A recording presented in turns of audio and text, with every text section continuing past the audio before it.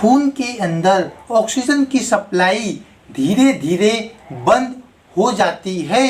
शरीर के अंदर एक ऐसी जंग चल रही होती है जिसमें सबसे बड़ा किलर है आयरन डिफिशियंसी एनीमिया, और उस जंग को रोकने के लिए एक इंजेक्शन, एक वेपन डिप्लॉय किया जाता है।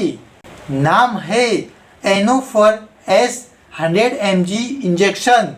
Marketer Sun pharmaceutical industry limited. Storage below 30 degree Celsius. पर क्या ये इंजेक्शन सिर्फ एक इलाज है या फिर एक बैटलफील्ड सोल्जर जो लास्ट मोमेंट में ब्लड को बचाता है? देखने में ये एक सिंपल वायल है, पर असल में ये एक इमरजेंसी सोल्जर है।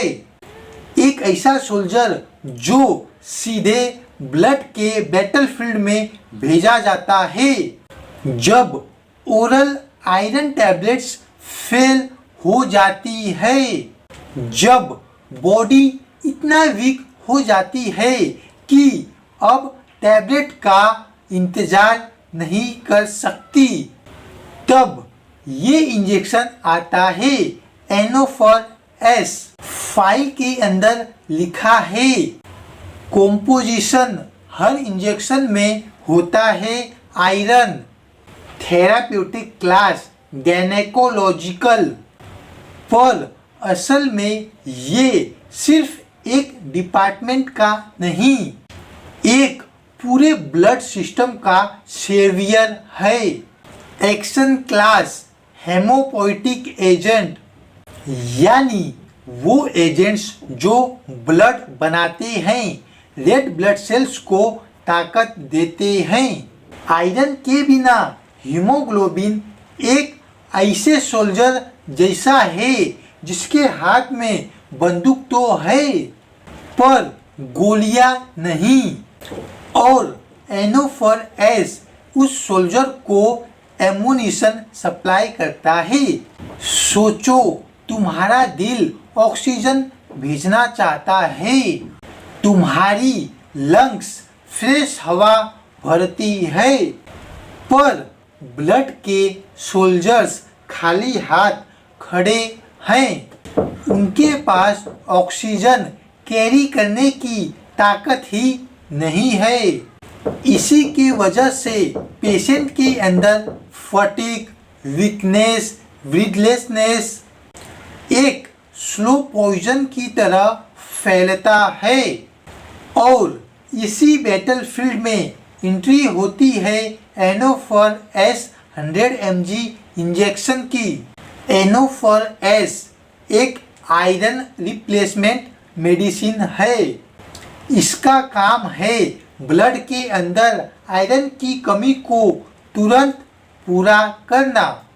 इसे दिया जाता है उन पेशेंट को जिनको आयरन डिफिशियंसी एनीमिया है, जो ओरल टैबलेट से रिलीफ नहीं पा रहे हैं, या जिनकी कंडीशन इतनी क्रिटिकल है कि उन्हें रिपीट आयरन रिप्लेसमेंट की ज़रूरत है।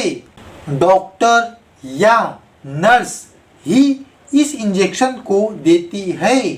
सेल्फ यूज इम्पॉसिबल, क्योंकि ये एक आम इंजेक्शन नहीं, ये एक high risk high reward soldier है।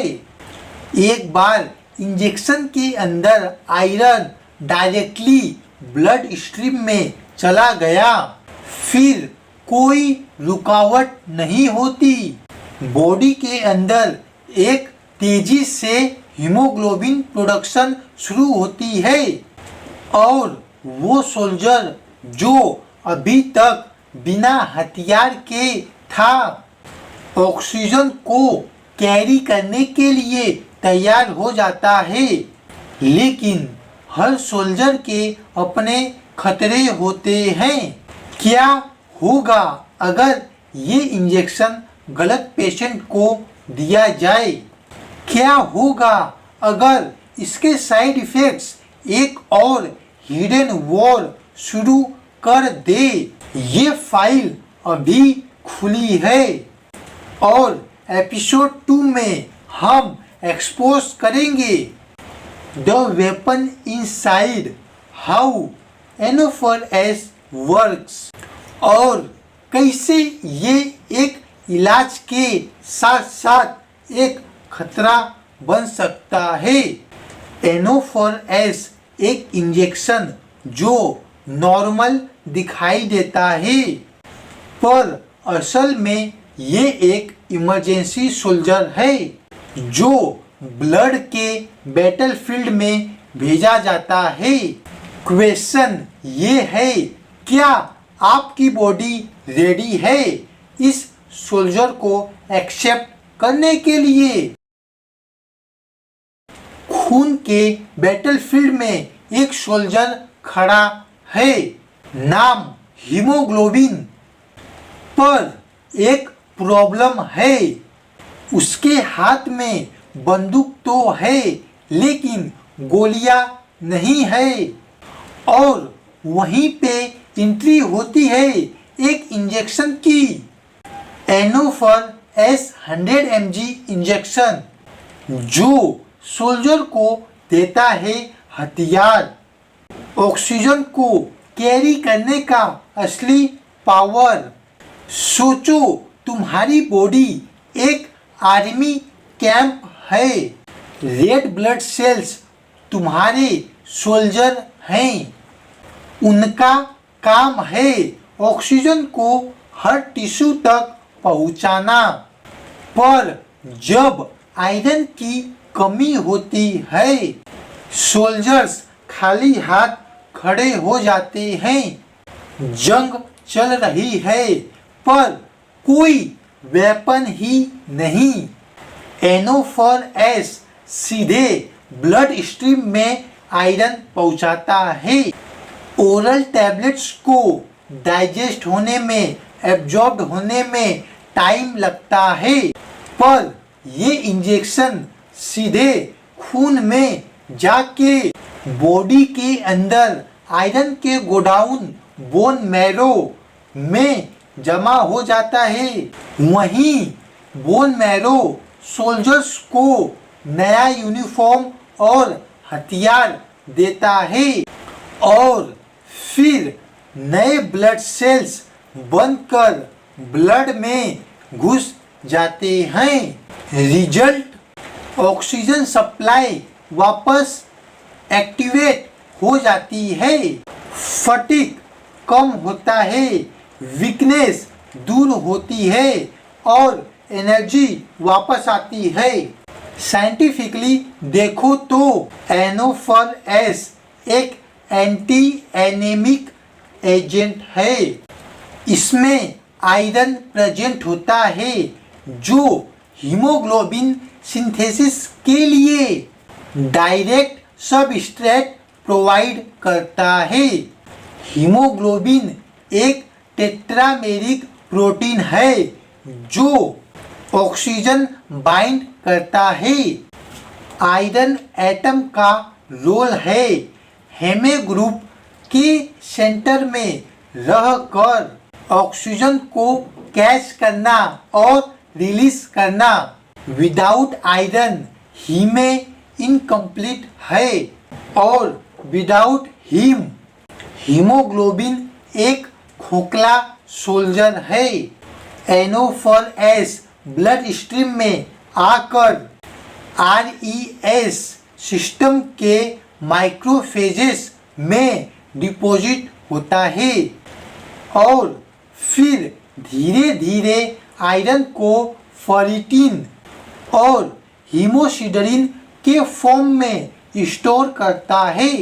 ये स्टोर्ड आयरन बोन मैरो में हीमोग्लोबिन प्रोडक्शन के टाइम यूज होता है, यानी सोल्जर के लिए फैक्ट्री रेडी हो जाता है और नए arm red blood cells battlefield में भेज दिए जाते हैं।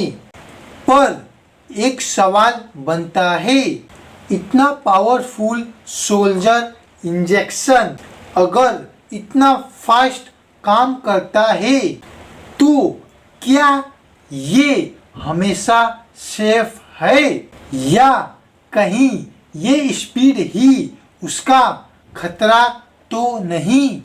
क्योंकि हर एक वेपन का एक साइड इफेक्ट होता है और NO4S के साइड इफेक्ट्स कभी कभी इलाज को खुद एक जंग बना देते हैं। नेक्स्ट एपिसोड में हम खोलेंगे अगला case file, the price of power side effect of NO4S।